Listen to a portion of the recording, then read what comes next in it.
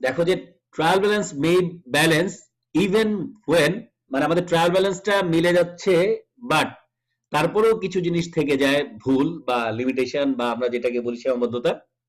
Number one হচ্ছে এ transaction is not জার্নালাইজড। তুমি যদি একটা ট্রানজেকশনকে জার্নালি না করো, তাহলে এটা কি লেজার করার সুযোগ আছে? কারণ জার্নাল থেকে তো পোস্টিংটা যায় লেজারে, তাই না? তাহলে জার্নাল করলাই না, তাহলে এটা লেজারেও যাবে না, ওই ব্যালেন্সটা ট্রায়াল ব্যালেন্সেও যাওয়ার সুযোগ নাই। সেই ক্ষেত্রে এই জার্নালটা ছাড়াই কিন্তু তোমার হিসাবটা মিলে যাবে। তাহলে ট্রায়াল ব্যালেন্স মিলে গেছে মানেই কিন্তু সব হিসাব ঠিক আছে এটা আমরা বলতে পারি না, কারণ এরকম হতে পারে অনেক সময় যেহেতু একটা প্রতিষ্ঠানে অনেক জার্নাল থাকে, ওই কারণে আমাদের এই জার্নালটা অনেক ক্ষেত্রে প্রবলেম হয়। ঠিক আছে, এটা গেল একটা। Number two, correct journal entry is not posted. তুমি জার্নাল ঠিকই করেছো, কোনো সমস্যা নাই, কিন্তু তুমি এটাকে লেজারে পোস্টিং দাও নাই। কারণ একটা জার্নালের জন্য দেখা যায় দুইটা করে ঘর রাখতে হয় লেজারে। তুমি যদি বই খুলে থাকো দেখবা যে ওখানে অনেকগুলো ঘর রাখতে হয়। তুমি দেখা গেলো যে কোনো কারণেই হোক ভুলক্রমে দুইটা ঘর তুমি আঁকো নাই, তাহলে জার্নালে তুমি ঠিকই রেকর্ড করছো, লেজারে তুমি পাঠাও নাই। তো লেজারে যদি তুমি না পাঠাও, তাহলে তো এটা থেকে ব্যালেন্সটা আলটিমেটলি যায় হচ্ছে ট্রায়াল ব্যালেন্সে। তাহলে ট্রায়াল ব্যালেন্সে আলটিমেটলি যাওয়ার সুযোগ নাই, যেহেতু তুমি লেজারই করো নাই। তাহলে এটাও একটা ওয়ে যে কারণে তোমার ট্রায়াল ব্যালেন্স মিলে না, মানে মিলে যাওয়ার পরেও এই ভুলটা থেকে যায়। নাম্বার থ্রি হচ্ছে এ journal entry is posted twice. মানে তুমি ভুলে একটা এন্ট্রিকে তুমি না পাঠিয়ে আরেকটা এন্ট্রিকে ভুলে দুইবার পাঠাইছো, তাহলে হয়তো হিসাব ডাবল হবে। ধরো 500 টাকার জায়গায় 1000 টাকা হিসাব হবে, বাট দুই সাইডে 1000 থাকবে, ডেবিট 1000 ক্রেডিট 1000, দুই সাইডে মিলে যাবে, কিন্তু হিসাবটা দুইবার তুমি লিখেছো। তাহলে প্রথমত কি কারণে করেছো? একবার জার্নাল করোই নাই, আরেকবার তুমি কি করছো? পোস্টিং দাও নাই, আরেকবার কি করছো? একটা জার্নালকে দুইবার তুমি পোস্টিং দিছো। তাহলে এই সবগুলো কারণেই কিন্তু আসলে হিসাবের মধ্যে কিন্তু কোনো ইম্প্যাক্ট পড়বে না, কিন্তু ট্রায়াল ব্যালেন্সটা ভুল থাকবে। এরপর incorrect accounts are used in journalizing or posting. এখন ধরো অনেক ক্ষেত্রে আমরা একটু আগে তুমি অনেক মানে যে প্রশ্নটা করলে যে ডেবিট ক্রেডিট, ডেবিট ক্রেডিট হইলেই অ্যাকাউন্টিং এ সবকিছু কারেক্ট হয় না। এইখানেও একটা বিষয় আছে। ধরো এক্সপেন্স কেও আমরা ডেবিট দেখাই, আবার অ্যাসেট কেও আমরা ডেবিট দেখাই। অ্যাসেট বাড়লেও ডেবিট, এক্সপেন্স বাড়লেও ডেবিট। এখন এক্সপেন্স আর অ্যাসেট দুটা কিন্তু সেম নেচারের না। অ্যাসেট হচ্ছে একটা নির্ধারিত যত বছর লাইফ থাকে তত বছর অ্যাসেটটা চলে, আবার এক্সপেন্স হচ্ছে একটা নির্ধারিত পিরিয়ডের মধ্যে সীমাবদ্ধ। ধরো তুমি বাসা ভাড়া এই মাসের ভাড়া দিলা, এটা রেন্ট এক্সপেন্স হবে ডেবিট। এখন তুমি যদি একটা মেশিন কিনো, সেই মেশিনটাও কিন্তু তোমার মেশিন হবে ডেবিট, কিন্তু মেশিনটা তোমার যাবে 5 থেকে 10 বছর, তাহলে ওইটার নেচার আর এটার নেচার কিন্তু সেম না।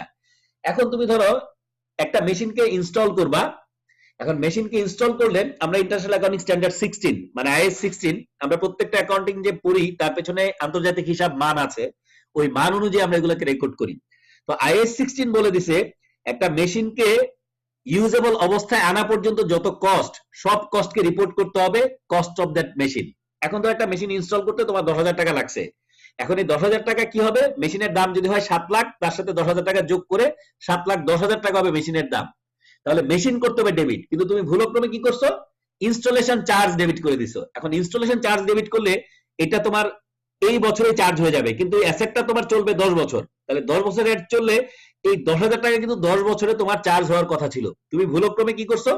এক বছরে চার্জ করে দিছো। তাহলে রেভিনিউর সাথে এক্সপেন্সটা প্রপারলি ম্যাচ করবে না, তাহলে হিসাবটা সঠিক হবে না। এই ধরনের ভুলকে বলা হয় মানে নীতিগত ভুল। তোমার হওয়া উচিত ছিল এটা অ্যাসেট ক্লাসে, তুমি এটাকে দেখায় দিছো এক্সপেন্স ক্লাসে, বাট দুইটাই কিন্তু ডেবিট। তাহলে হিসাবটা কি হয়েছে? ইনকারেক্ট হয়েছে। তোমার হওয়া উচিত ছিল অ্যাসেট ডেবিট, তুমি না করে করেছো এক্সপেন্স ডেবিট। তাহলে ডেবিট ঠিকই আছে, বাট হিসাবটা হয়ে গেছে ইনকারেক্ট। আমি কি বুঝাইতে পারছি?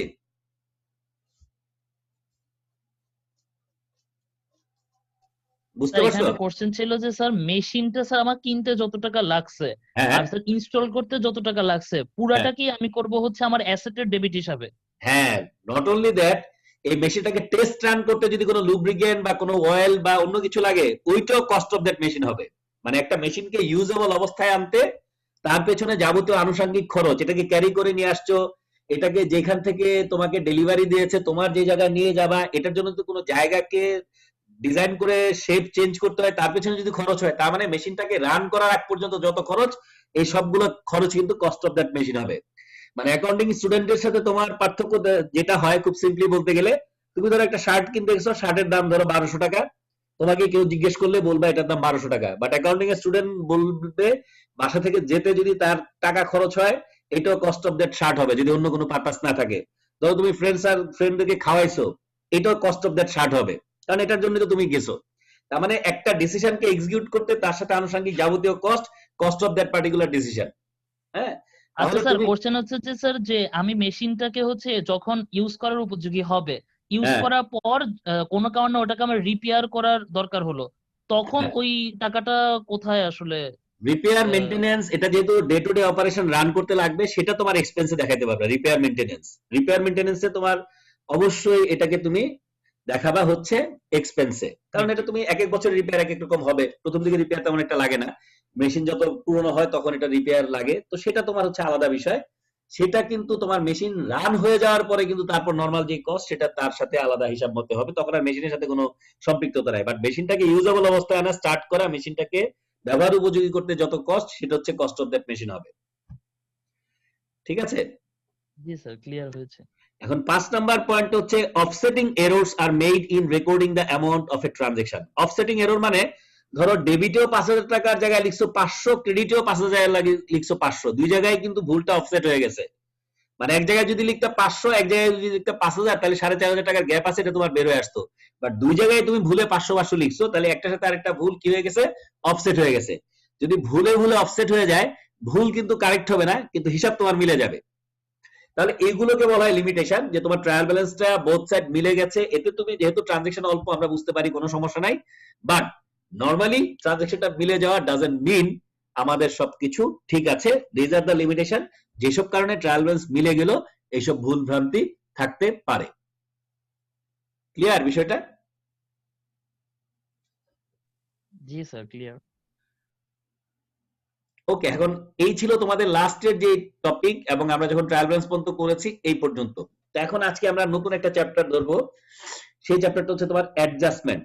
আমরা তো মোটামুটি জানলাম যে কিভাবে আমরা একটা ট্রানজাকশনকে রেকর্ড করি, সেখান থেকে কিভাবে জার্নালে পাঠাই, সেখান থেকে কিভাবে আমরা ট্রায়াল ব্যালেন্স তৈরি করি, মোটামুটি আমরা একটা ধারণা পেয়েছি।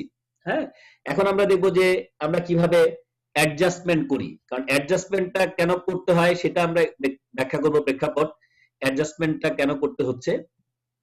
তো যাই হোক, আমরা একটা ডিফারেন্ট চ্যাপ্টার শুরু করব এখন।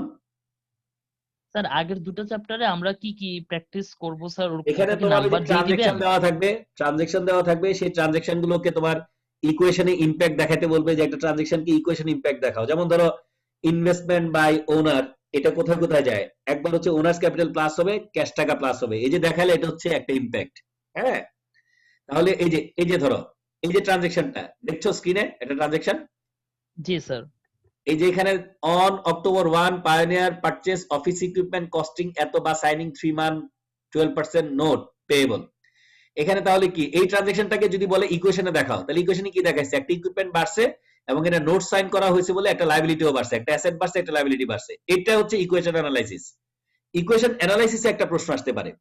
আবার বলতে হতে পারে এটাকে তুমি ডেবিট ক্রেডিট করে জার্নাল করো, এই যে জার্নাল করলা। আবার বলা হতে পারে পোস্টিং করে লেজার করো। এই পুরো জিনিসটার মধ্যে কিন্তু এখানে তিনটা প্রশ্ন আছে। প্রথম কথা হচ্ছে এটাকে তুমি অ্যানালাইসিস করে ইকুয়েশন ইমপ্যাক্ট দেখাও। সেকেন্ড কথা হচ্ছে এগুলো থেকে তুমি ডেবিট ক্রেডিট করে জার্নাল করো। থার্ড হচ্ছে এটাকে তুমি পোস্টিং দেখাও। তাহলে এখানেই কিন্তু তিনটা প্রশ্ন আছে। আচ্ছা স্যার। বুঝতে পারছো বিষয়টা? জি স্যার। বাকিদের কি অবস্থা, আর যারা আছো বুঝতেছো কিছু?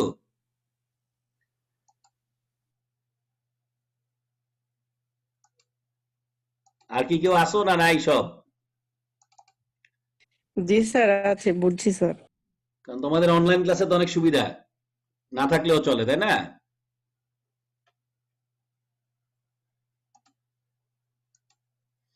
তোমরা কি স্ক্রিনটা দেখতে পাচ্ছ? জি স্যার, দেখতে পাচ্ছি। এখানে তোমার হচ্ছে অ্যাডজাস্টিং দ্য অ্যাকাউন্ট, মানে প্রথম প্রশ্ন হচ্ছে যে তোমার অ্যাডজাস্টমেন্টটা কেন প্রয়োজন পড়ে। স্যার, স্ক্রিনটা এখনো আসেনি স্যার। আসেনি? না স্যার। আচ্ছা, আমরা শুধু 5টা ভিডিও যেটা সেটা দেখতে পাচ্ছি, বাকি স্ক্রিনটা আসে নাই। এখানে এখন কি এখন আসছে স্যার। অ্যাকাউন্টিং জি স্যার, প্রিন্সিপাল এসছে chapter 3 adjusting the account. G sir G sir. এসেছে। ওকে, এখন ধরো তোমাদের একটু আগেই বললাম যে অ্যাকাউন্টিং যখন আমরা করি, অনেকগুলো আইটেম থাকে যেগুলোর অনেক বছর যায়, আর কিছু আইটেম আছে প্রতি কিছুদিন পর পরে আমাকে এগুলো হিসাব করতে হয়। তো আসলে এই জন্য আমাদের একটা নির্ধারিত পিরিয়ডে কতটুকু হিসাব আমার একটা হিসাবের মধ্যে আসবে, সেই বিষয়গুলোকে আমরা অ্যাকাউন্টিং পিরিয়ড বলি আর কি, যে একটা নির্ধারিত হিসাব কালে ওই হিসাবের আয় ব্যয় ওই হিসাবে দেখানো, ওই হিসাবের মানে অন্যান্য যে আনুষঙ্গিক খরচগুলো আছে সেভাবে দেখানো। তো সেই জন্য আমাদের কিন্তু আসলে সামনের বছরের কিছু আছে সেটাই বছরে আসবে না, বা যেটাই বছরের মানে গত বছরে ছিল সেটা এখানে আসবে না। তো সেই জন্য আমাদের কিছু আইটেমকে অ্যাডজাস্ট বা সমন্বয় করার প্রয়োজন পড়ে, সেগুলো নিয়ে আর কি আমাদের এই চ্যাপ্টার 3টা। এখানে শুরুতেই খেয়াল করে দেখো যে অ্যাকাউন্টিং এর বেসিস, এখানে বলা আছে actual basis and adjusting entry. তো হিসাবের ব্রডলি আমরা দুইটা বেসিস ফলো করি, একটাকে বলা হয় তোমার ক্যাশ বেসিস, আরেকটাকে বলা হয় অ্যাক্রুয়াল বেসিস। ক্যাশ বেসিস এবং অ্যাক্রুয়াল বেসিস এই দুইটা বেসিসের মধ্যে একটা বেসিক পার্থক্য আছে। অ্যাক্রুয়াল বেসিসে যে থিমটা হলো সেটা হচ্ছে যে একটা কোম্পানির নগদ টাকা পাক বা না পাক, একটা বছরের আয় সেই বছরে সে রিপোর্ট করবে, একটা বছরের ব্যয় সেই বছরে সে রিপোর্ট করবে। তার মানে revenue should be recognized when it is earned, not received in cash. On the other hand, expense should be recognized when it is incurred but not paid in cash. তার মানে অ্যাক্রুয়াল বেসিসে বলছে একটা কোম্পানির আয় ওই বছরেই তারা দেখাবে, নগদ টাকা নাও পেতে পারে, কিন্তু ওই বছর যদি সে কাজটা সম্পন্ন করে। ধরো তুমি নভেম্বর মাসে একটা কোম্পানির কাজ কমপ্লিট করে দিছো, তারা টাকাটা বলছে তোমাকে 3 মাস পরে দিবে, তাহলে December January November December January তোমাকে টাকাটা পাচ্ছ তুমি পরের বছর। তাহলে টাকা তুমি পাচ্ছ পরের বছর, কিন্তু কাজ সম্পন্ন করে ফেলছো তুমি এই বছরে। এখন অ্যাক্রুয়াল বেসিসে বলছে কাজ যেহেতু এই বছর হয়েছে, এটার সাথে আনুষঙ্গিক খরচ আমার এই বছর হয়েছে, সো এটাকে আমি এই বছরই রিপোর্ট করব। কিন্তু ক্যাশ বেসিস যারা, তারা বলতেছে যে না, আমি যখন নগদ টাকা পাবো তখনই বলবো যে আমার এটা হয়েছে সম্পন্ন, নগদ টাকা পাইনি তার মানে আমার এটা এখনো কাজ সম্পন্ন হয় নাই। তাহলে এই যে ব্যাপারটা, ক্যাশ এবং অ্যাক্রুয়ালের মধ্যে কোনটা তোমার কাছে মনে হয় ভালো? স্যার অ্যাক্রুয়াল বেসিস, তাহলে অ্যাক্রুয়াল ট্যাক্সের বেসিস ভালো। হিসাবে সুবিধা হবে। অ্যাক্রুয়াল বেসিসটা এই জন্য ভালো কারণ অ্যাক্রুয়াল বেসিসে তুমি যদি প্রপার কোন বছরের প্রফিট কোন বছরের লস সেটা যদি প্রপারলি দেখাও, তুমি সেই বছরের মধ্যে সেটাকে করতে পারবা। আর যদি তুমি এটাকে ওই বছরে না করে এক বছরে আয় দেখাবা আরেক বছরে ব্যয় দেখাবা, অথবা এরকম হতে পারে তুমি টাকা এখন পেয়ে গেছো, তোমার তো বাড়ি ভাড়াটা পেমেন্ট করা হয়, তোমার অফিসের ভাড়াটা পেমেন্ট করা হয় নাই, পেমেন্ট করা না হলে পেমেন্টটা তুমি হয়তো আরেকটা পার্টির বিল পায় তুমি পেমেন্ট করবা। এখন পেমেন্ট তুমি দেখাচ্ছ যে আবার পরের বছরে, আয় দেখাচ্ছ এই বছরে, তাহলে আয় এই বছরে ব্যয় ওই বছরে, অথবা আয় পরের বছরে ব্যয় এই বছরে, এইগুলো একটা হসপস অবস্থা হয়ে যায় যদি ক্যাশ বেসিসে যাওয়া হয়। কিন্তু যদি অ্যাক্রুয়াল বেসিস ফলো করা হয় তাহলে যে বছরের আয় সে বছরে দেখাবা, যে বছরে ব্যয় সে বছরে দেখাবা। তাহলে কি, যদি এই বছরে আমার আদায় না হয় তাহলে কি দেখাবো? অ্যাকাউন্টস রিসিভেবল, মানে এই টাকাটা আমি পাবো। আবার আমার যদি ব্যয় আমি না দেখাই, মানে পেমেন্ট করতে হবে, তখন দেখাবো আমরা অ্যাকাউন্টস পেয়েবল। তাহলে অ্যাকাউন্টস রিসিভেবল, অ্যাকাউন্টস পেয়েবল এই আইটেমগুলো আসছে from accrual basis. But cash বেসিসে কোনো পেয়েবল রিসিভেবল ব্যাপার নাই, নগদ টাকা পাইলে ক্যাশ রিসিভ, নগদ টাকা দিলে ক্যাশ পেইড। তো সেই জন্য আমরা যারা ছোট ছোট কোম্পানি তারা নরমালি ক্যাশ বেসিস করলে করতে পারে, কিন্তু নরমালি যেসব বড় কোম্পানি যারা হিসাব প্রস্তুত করে একটা সার্টেন পিরিয়ডের, তাদের জন্য অবশ্যই হচ্ছে অ্যাক্রুয়াল বেসিস একমাত্র ওয়ে, যাতে সঠিক হিসাব আমরা প্রফিট লস নিরূপণ করতে পারি, যেটা অন্য ক্ষেত্রে পসিবল না। তাহলে এই জন্য এখানে বলছে যে অ্যাকাউন্টিং আমরা করতে গেলে একটা টাইম পিরিয়ড অ্যাজাম্পশন আমাদের ফলো করতে হয়। টাইম পিরিয়ড অ্যাজাম্পশনে কি বলছে? Accountants divide the economic life of A business into artificial time periods. মানে তুমি একটা হিসাবকে বা একটা কোম্পানিকে তুমি একটা কৃত্রিম সময়ের মধ্যে ভাগ করে নিবা। এখন হিসাবটা প্রস্তুত হতে পারে মান্থলি, তুমি ধরো শুধু জানুয়ারি মাসে হিসাব তৈরি করলা, জানুয়ারি মাসে কি আয় আসলো কি ব্যয় গেল তুমি হিসাব করতে পারো। এটা হতে পারে তোমার quarterly, January February March first quarter, April May June second quarter, July August September third quarter, October November December year end বা ফোর্থ কোয়ার্টার। তাহলে তুমি মান্থলি করতে পারো, কোয়ার্টারলি করতে পারো, এবং পুরো এক বছরের করতে পারো।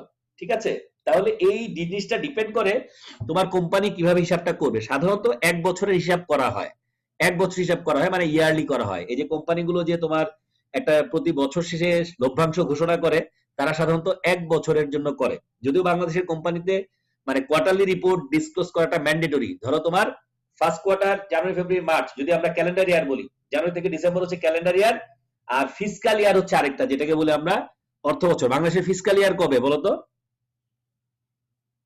2011। না, ফিসকাল ফিসকাল ফিসকাল হচ্ছে July two June. July two June মানে যেটা আমাদের রাজস্ব বছর বা ট্যাক্স যেটাতে আমরা দেই, জুলাই টু জুন হচ্ছে ফিসকাল ইয়ার, আর ক্যালেন্ডার ইয়ার হচ্ছে জানুয়ারি থেকে ডিসেম্বর। ঠিক আছে? এখন কোম্পানিগুলো তার হিসাব কোন কালে তৈরি করবে এটা তার হিসাব।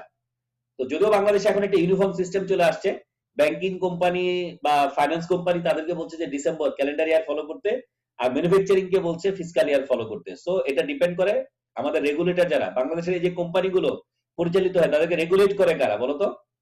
লিস্টেড কোম্পানি যেগুলা ঢাকা এবং চিটাগাং স্টক এক্সচেঞ্জে লিস্টেড, এদেরকে কারা রেগুলেট করে, নিয়ন্ত্রণ করে কারা?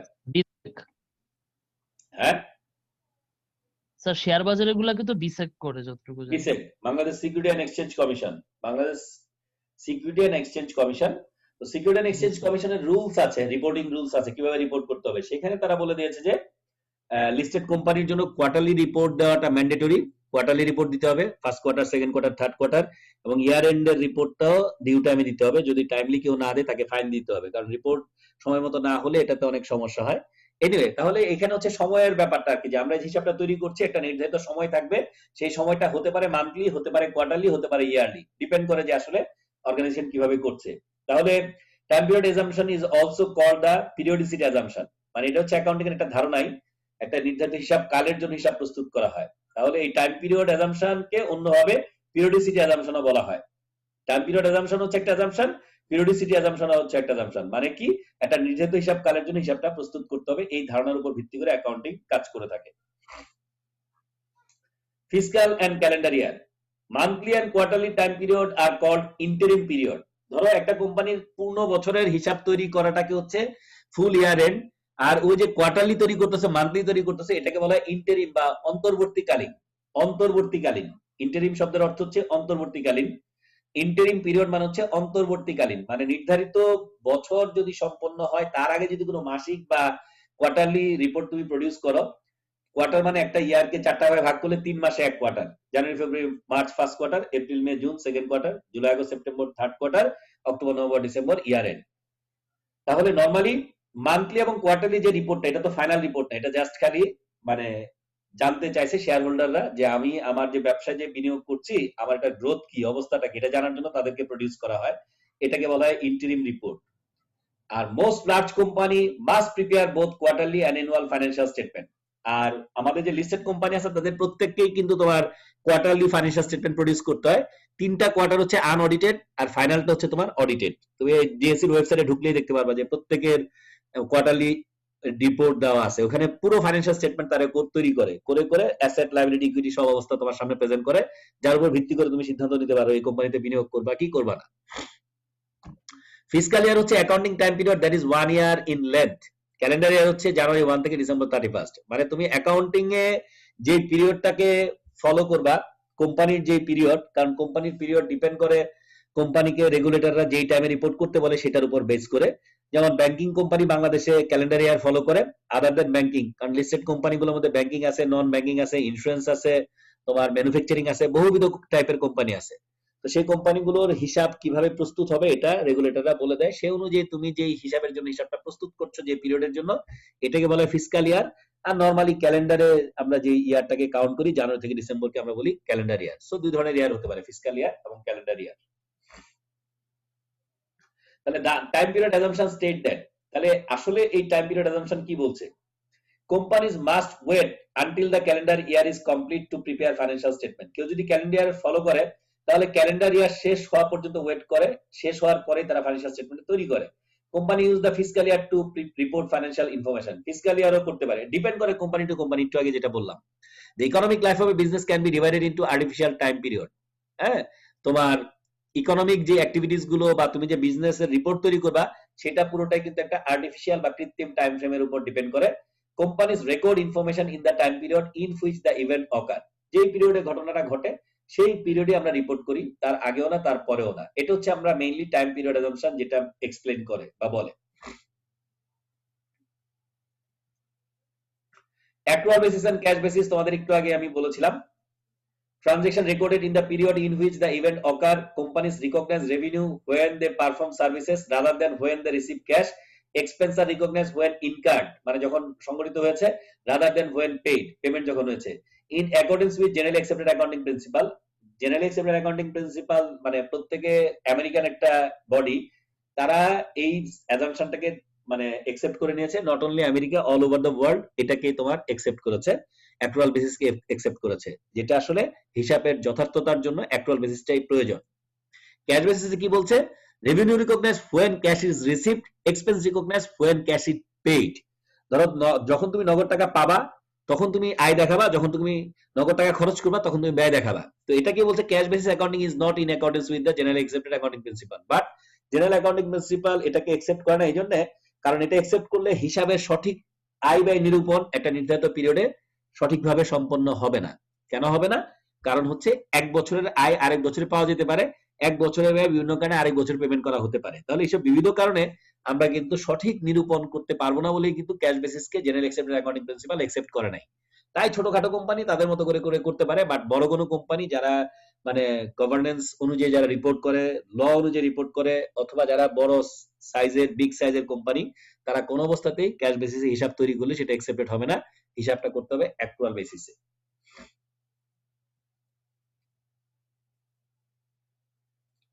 রেভিনিউ রিকগনিশন প্রিন্সিপাল এবং এক্সপেন্স রিকগনিশন, মানে তুমি যে আয় এবং ব্যয় সংগঠিত হয় এটাকে কখন তুমি স্বীকৃতি প্রদান করবা।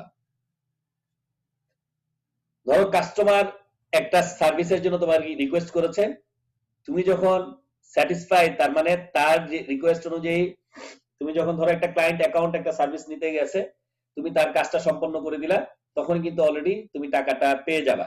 এই পুরো জিনিসটাই হচ্ছে তোমার হচ্ছে আলটিমেটলি যখন পেয়ে যাবা ক্যাশ বেসিসে এটাকে দেখাবা তুমি এই রেভিনিউ রিকগনাইজড। আর যদি অ্যাকচুয়াল বেসিস করো, তুমি যখন কাজটা সম্পন্ন করবা তখনই কিন্তু তুমি রিসিভেবল দেখাবা যে এই টাকাটা আমি এখন তার কাছে পাবো। তাহলে what ever the situation, ultimately কাস্টমারের সার্ভিসটাকে পারফর্ম করার পরই তুমি রেভিনিউ রিকগনাইজ করার অবস্থা হয়। রেভিনিউ রিকগনিশন প্রিন্সিপাল কি বলছে তাহলে? Recognise revenue in the accounting period in which the performance obligation is satisfied. তুমি পারফরম্যান্স যখন স্যাটিসফাই করলা, তোমার দুইটা পার্ট থাকতে পারে, হয় তুমি নগদে টাকা পেয়ে গেলা অথবা সামনে সেটা কাটা দিবে। নগদে টাকা পেলে ক্যাশ রিসিভ, আর নগদে টাকা না পেলে অ্যাকাউন্ট রিসিভেবল, মানে এই টাকাটা আমরা পাবো। বাট আলটিমেটলি যখনই আমরা কাজটা সম্পন্ন করব তখনই আমরা বলবো যে ওকে ডান, আমরা এটা কমপ্লিট করেছি। তাহলে রেভিনিউকে আমরা তখনই রিকগনাইজ করতে হবে যখন আমরা কাজটা সম্পন্ন করব। এক্সপেন্সের ক্ষেত্রেও same, companies recognize expense in the period in which they make effort, consume asset or income liability to generate revenue, let the expense follow the revenue. ধরো তুমি এই যে একটা গ্যারেজে, ধরো তুমি মোটর মেকানিকের কাজ করো, তোমার একটা গ্যারেজ আছে, এই গ্যারেজে তুমি বিভিন্ন ধরনের গাড়ি আসলে সার্ভিসিং করো, তাহলে সার্ভিসিং করে দিলা, ওই পার্টি তোমাকে টাকা দিয়ে গেল। কিন্তু এই সার্ভিসিং এর জন্য তোমার যে স্টাফ আছে, তোমার যেই ধরো যে শোরুম বা যেই গ্যারেজটা তুমি ভাড়া নিতে পারো, অথবা ওটার মালিকানাও তোমার থাকতে পারে, তাহলে এটারও তো একটা মাসিক ভাড়া বা খরচ আছে, বিদ্যুৎ বিল আছে, এটা বীমা করা থাকলে বীমার খরচ আছে। তার মানে তুমি একটা আয় যে সংগঠিত করছো, সেই আয়ের পেছনে কিন্তু প্রত্যেক মাসে তোমার কিন্তু আনুষঙ্গিক খরচ আছে। তাহলে এই আয় এবং খরচ যেই বছরের যেটা, সেই বছরে সেটা দেখানোকেই বলা হচ্ছে expense recognition and revenue recognition. যখন যে আয় হবে সেটা সেই পিরিয়ডে দেখানো, তার সাথে আনুষঙ্গিক যে ব্যয় হবে সেই পিরিয়ডে দেখানো। তার মানে একটা আয়ের পেছনে যে ব্যয়গুলো আছে সেটা এটার সাথে এটা ম্যাচ করে দেখাইতে হবে, কারণ আয় একটার ব্যয় আরেকটার হলে আসলে হিসাব মিলবে না। মিলবে হিসাব, বাট তুমি সঠিকভাবে নিরূপণ করতে পারবে না একটা বছরের বা একটা কোম্পানির প্রফিটেবিলিটি কি হচ্ছে বা কিভাবে হচ্ছে। তাহলে এখানে যখনই তুমি এই অ্যাডজাস্টমেন্টটা আসবা, তোমাকে এই চারটা প্রিন্সিপালকে মাথায় রাখতে হবে। একটা হচ্ছে time period, revenue recognition, expense recognition, revenue এবং এক্সপেন্স রিকগনিশন। যেটা যেই টাইমের সেই টাইমে তোমাকে করতে হবে, যেই পিরিয়ডের আয় সেই পিরিয়ডে দেখাতে হবে, যেই পিরিয়ডের ব্যয় সেই পিরিয়ডে দেখাতে হবে, এবং আয়ের সাথে ব্যয়ের সামঞ্জস্যতা থাকতে হবে। এই পুরো বিষয়টা যদি তোমার সব ঠিক থাকে তাহলেই তুমি অ্যাডজাস্টমেন্টটা করবা, আদারওয়াইজ অ্যাডজাস্টমেন্ট করার দরকার নাই। এই চারটা অ্যাজাম্পশনই পাশাপাশি রাখতে হবে: time period assumption, revenue recognition principle, expense recognition principle, revenue এবং এক্সপেন্স একসাথে jointly revenue and expense recognition.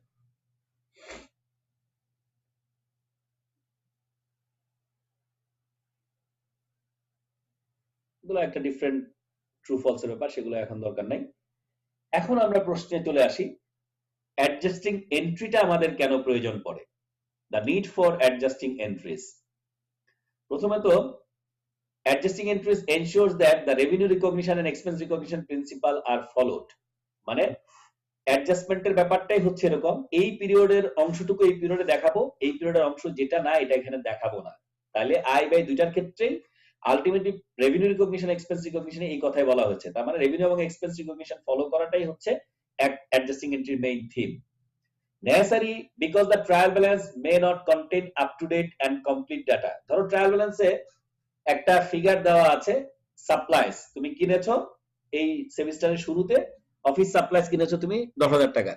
এখন এই পিরিয়ড শেষেও তুমি 10,000 টাকায় দেখাচ্ছ, কিন্তু আসলে এর মধ্যে খরচ হয়ে গেছে ধরো 3,000 টাকার। তাহলে 3,000 টাকার যদি খরচ হয়ে যায়, তুমি এখনো রিপোর্ট করতেছো 10,000, তাহলে এটা কি সঠিক রিপোর্ট হচ্ছে? আপ টু ডেট আছে? তাহলে অ্যাডজাস্টমেন্টে এসে ওই কাজটাই করে। তুমি যে পরিমাণ টাকা নিয়ে কাজ শুরু করেছো, মানে সাপ্লাইস, পিরিয়ড শেষে যদি সাপ্লাইসের পরিমাণ পরিবর্তন হয়, পরিবর্তিত ফিগারটাই তোমাকে রিপোর্ট করতে হবে। এটাই হচ্ছে তোমার হলো যে necessary because the trial balance may not contain up to date and complete data. Up to date থাকে না, কারণ তুমি যেই তারিখে কেনো এবং এটার ইউজের পরে যদি সেটাকে ঠিকভাবে না দেখো যে কতটুকু খরচ হলো কতটুকু খরচ হয় নাই, তাহলে তুমি কিন্তু সঠিক তথ্য বা সঠিক মানে ইনফরমেশন তুমি তোমার যারা শেয়ার হোল্ডার তাকে দিতে পারবে না। সেই জন্যই কিন্তু আলটিমেটলি তোমাকে অবশ্যই আপ টু ডেট তথ্য দিতে হয়, তার জন্য অ্যাডজাস্টমেন্টের প্রয়োজন পড়ে। Require every time a company prepare financial statement, এবং প্রত্যেক ফাইন্যান্সিয়াল স্টেটমেন্ট তৈরি করার আগে প্রত্যেকটা আইটেম তোমার অ্যাডজাস্টেড থাকতে হবে। অ্যাডজাস্টেড না থাকলে যেই রিপোর্টটা তুমি তৈরি করবা সেই রিপোর্টটা কারেক্ট হবে না। Will include one income statement account and one balance sheet account. Ultimately এগুলোকে কিছু আইটেম থাকে তোমার এই বছরের মধ্যে সম্পন্ন হয়ে যাবে, সেগুলোকে আমরা ইনকাম স্টেটমেন্ট আইটেম বলি। আর কিছু হচ্ছে তোমার অনেক বছর যাবে, মেশিনারিজ গুলো বা অন্যান্য জিনিসগুলো, সেগুলোকে আমরা দেখা হচ্ছে ব্যালেন্স শিটে। যত বছর যাবে এই বছরের আনুষঙ্গিক অংশ এই বছরে দেখাই, রিমেনিং টুকু আমরা দেখাই পরবর্তী যত বছর এটা লাইফ আছে অত বছরে। তাহলে এগুলো হচ্ছে গ্রাউন্ড, যেসব কারণে আমরা অ্যাডজাস্টিং এন্ট্রি গুলো দেই।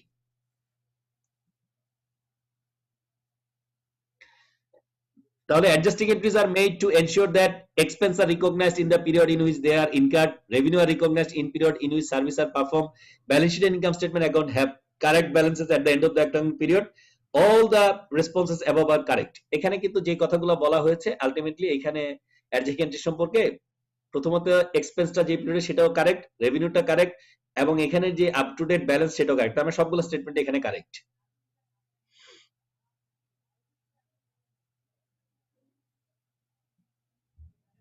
নরমালি কি কি আইটেমে অ্যাডজাস্টমেন্ট হয়? দুইটা প্রধান ক্যাটাগরি, একটা হচ্ছে ডেফারেল আর একটা হচ্ছে অ্যাক্রুয়াল। ডেফারেল শব্দের অর্থ হচ্ছে বিলম্বিত, অ্যাক্রুয়াল শব্দের অর্থ হচ্ছে বকেয়া। তুমি অনেক ক্ষেত্রেই অগ্রিম টাকা দিয়ে রাখতে পারো, যেটাকে বলছি প্রিপেইড এক্সপেন্স।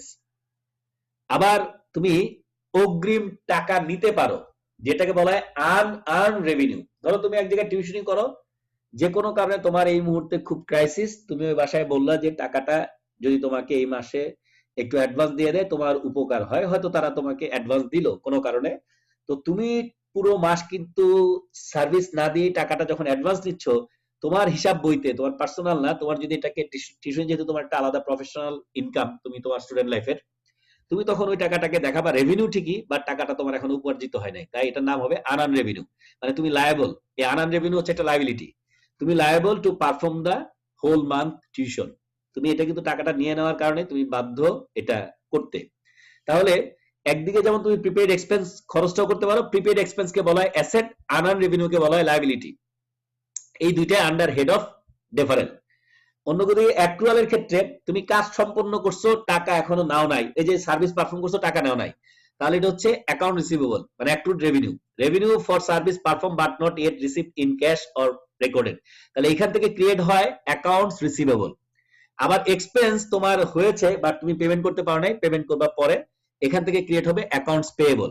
তাহলে expense incurred but yet not paid in recorded. তাহলে অ্যাক্রুয়ালেও হয় একটা অ্যাসেট একটা লায়াবিলিটি, ডেফারেলও হয় একটা অ্যাসেট একটা লায়াবিলিটি। তার মানে প্রিপেইড এক্সপেন্স হচ্ছে একটা অ্যাসেট, আনআর্ন রেভিনিউ হচ্ছে একটা লায়াবিলিটি, অ্যাক্রুড রেভিনিউ হচ্ছে একটা অ্যাসেট, অ্যাক্রুড এক্সপেন্স হচ্ছে একটা লায়াবিলিটি। তাহলে এই চার ধরনের আইটেমের জন্য নরমালি অ্যাডজাস্টিং এন্ট্রি দিতে হয়। তাহলে এই চার ধরনের আইটেমের জন্য অ্যাডজাস্টিং এন্ট্রি দিতে হয়। এটা কি বুঝতে পারছো কিনা? জি স্যার, বুঝেছি। এখন তাহলে তোমরা আজকে এই টাইপস গুলো এবং এই স্লাইড গুলো আমি দিয়ে দিচ্ছি, এটা একটু বোঝার চেষ্টা করো। এটা অনেক বড়, মানে এটা প্রায় তোমার 75টার মতো বা অনেক অনেক ইস্যুজ আছে। তোমরা এগুলো আগে একটু পড়ার চেষ্টা করো, দেখার চেষ্টা করো।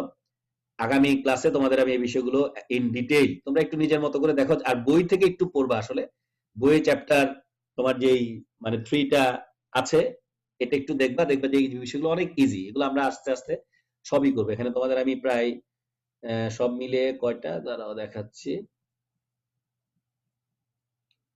টোটাল 75টা স্লাইড দিচ্ছি, 75 স্লাইডস চ্যাপ্টার 3 এর। এই 75টা স্লাইড তোমরা তোমাদের মতো করে যতটুকু আমি দেখালাম এগুলো জাস্ট খালি একটু আইডিয়া নিয়ে দেখবা, আস্তে আস্তে দেখবা যে বিষয়গুলো খুব ইজি, খুব কমপ্লিকেটেড কিছু না। অঙ্ক যখন করবো আরো অনেক স্মুথ বা ইজি মনে হবে। ঠিক আছে, তাহলে আমি তোমাদের সিআর কে আজকে যতটুকু ডিসকাস করলাম সেটা পাঠাচ্ছি এবং এই স্লাইডটাও পাঠিয়ে দিচ্ছি, তোমরা ওর কাছ থেকে নিয়ে নিবা। ঠিক আছে।